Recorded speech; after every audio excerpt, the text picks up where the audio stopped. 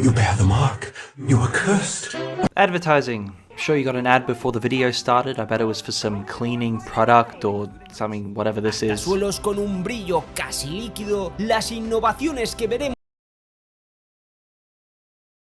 Ads are like at a new low. I miss when ads were fun. Now it's just like you get one small business strike gold with a genuinely funny idea, and then our joy casts a spell of fucking shit ads for the next 6 months. I think the latest example was when those guys were like tying themselves to cars and just getting like fucking wiped out. And then you can see the deterioration of this idea as the businesses get bigger and safer. If I don't get to 20 million subscribers in the next 5 seconds, I'm gonna get really hurt. And then every other ad is AI. Like, social media ads are so brain dead and we let it happen. I'm nostalgic for Mafia City at this point. Remember what they took from you. Remember the TV ads of charm and character. Nostalgia critic is our last line of defense. All we have left in Australia is the fucking lube-mobile. 133032. For everything mechanical, we've got it. They'll fix the car. There's a delivery from Dildo World. Hey, we got your order. That's 133032. Ready for a jump scare? 3, 2, 1. Oh! Scared myself there. This motherfucker has never left me alone. He's been haunting my dreams for almost 6 years at this point. This is the Halloween campaign for Fanta Australia in 2018. Meet Lil Sip.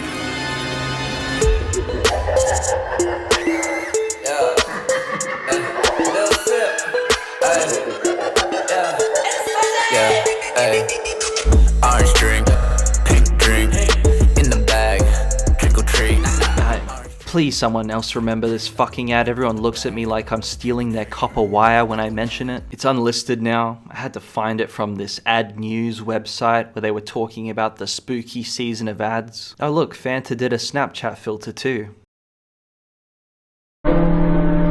This was the first time I felt like I couldn't escape a brand. It was crazy. And whenever I look up this ad, it's always like, fuck yeah, we got so much engagement on this campaign. The click-through is crazy. Like, it means fucking nothing. I watched this probably 100,000 times, and I can tell you how many bottles I bought. Just drive around in the Left 4 Dead 2 truck or something. Just seeing that on Facebook made me want to launch the game again. So this era was a really interesting time for ads, like pop culture in general. There was such a shift, and there was this big change into rap coming into the pop culture scene. Like, just remember 2018 at the time, like, who was popular? Drake, Kendrick, X, Lil Baby, Lil Cardi, Lil Pump. It's pretty obvious where this all came from. You know, Gucci Gang's success and the mumble rap debate was a free conversation starter for advertisers. Old heads will share it, saying that Fanta isn't the same anymore, it's gone woke. And hey, maybe you get a couple kids' feet tapping to the song that you made.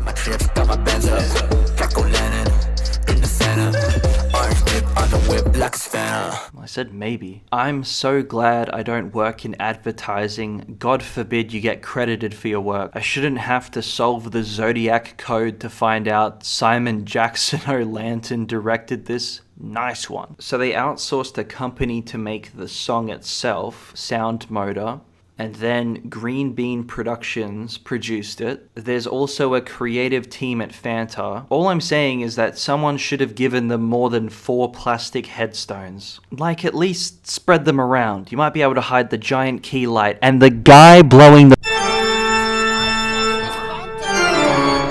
I know this is a long shot, but Lil Sip, whoever you are, I want to meet you. I want to take a photo with you. And you're Australian, there's a good chance you're out there somewhere among us. Fuck! Oh shit. I almost fucking broke my camera, how upset I was that I used the word among us in 2024. I don't go nowhere without my rock. She totally jocked you what I said, bitch, you getting off top. Now stop, cause your nigga be sipping green dot. We mob, and baby know nothing over your fox.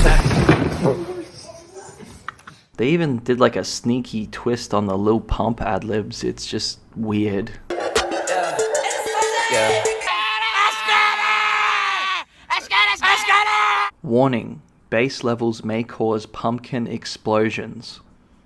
Alright? You cannot expect me to believe that this is a real person saying that. Alright, can I have a link for the song to download, please? Got you, fam. Nice.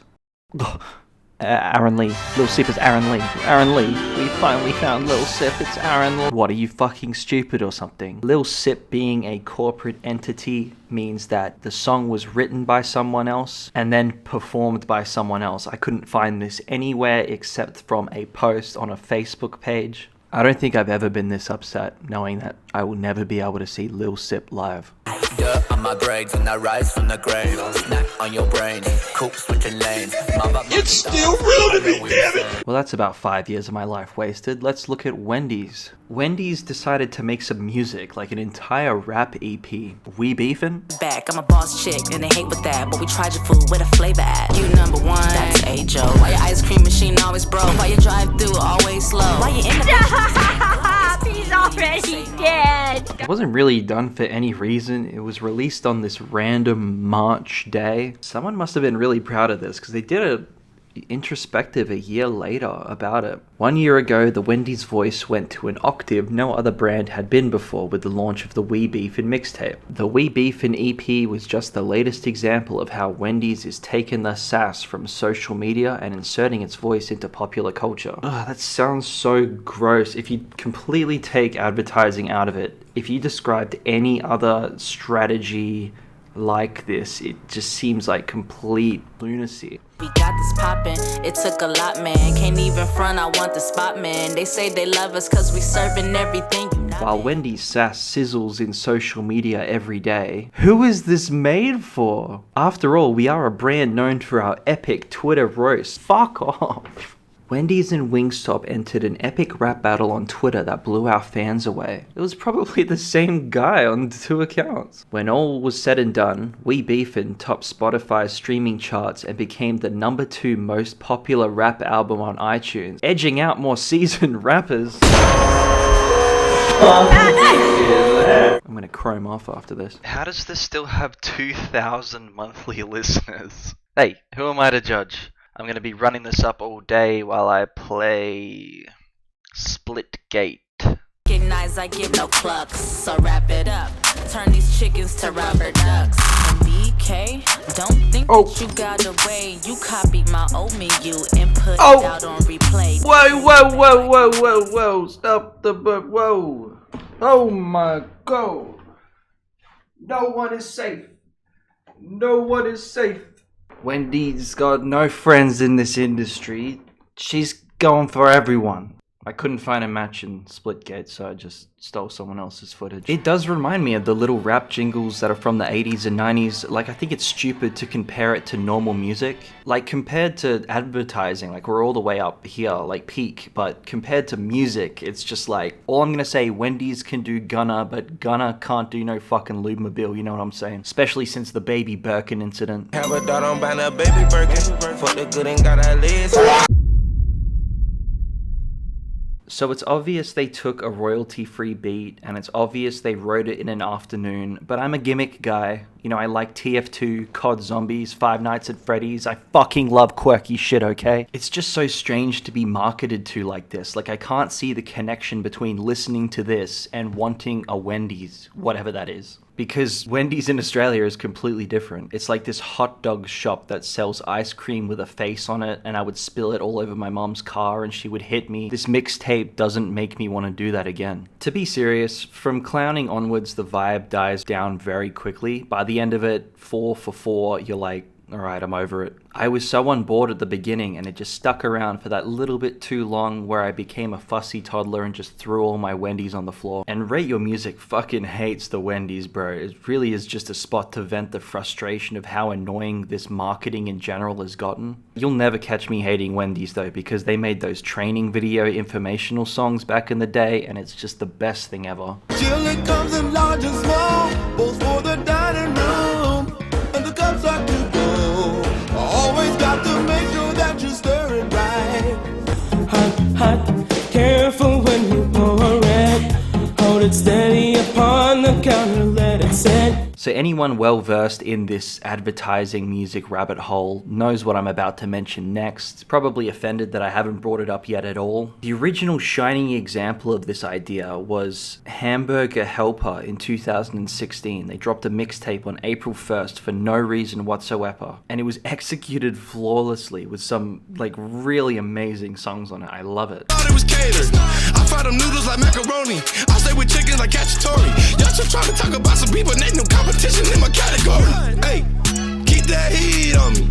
I'll be in the kitchen 350 degrees. Like from the very start, they did it right. Hamburger Helper just approached a bunch of local kids and said, do what you do best. Just make it about Hamburger Helper. For everyone not in America, I had to look up what Hamburger Helper was. It's this pack of seasoning and pasta to make some cheap mincemeat become a full meal. It was designed in the 70s for some rising meat prices, and I totally buy the idea of a mixtape around the whole thing. And it kind of makes sense thematically as well. Like if you want me to put my nerd glasses on and have an in-depth analysis about the fucking Hamburger Helper mixtape. You know, lots of rappers, their lyrics are really often about struggle and poverty. It makes more sense than something like fast food, which regardless of how cheap they are, is generally considered a luxury in households. We're just looking for somebody to understand us.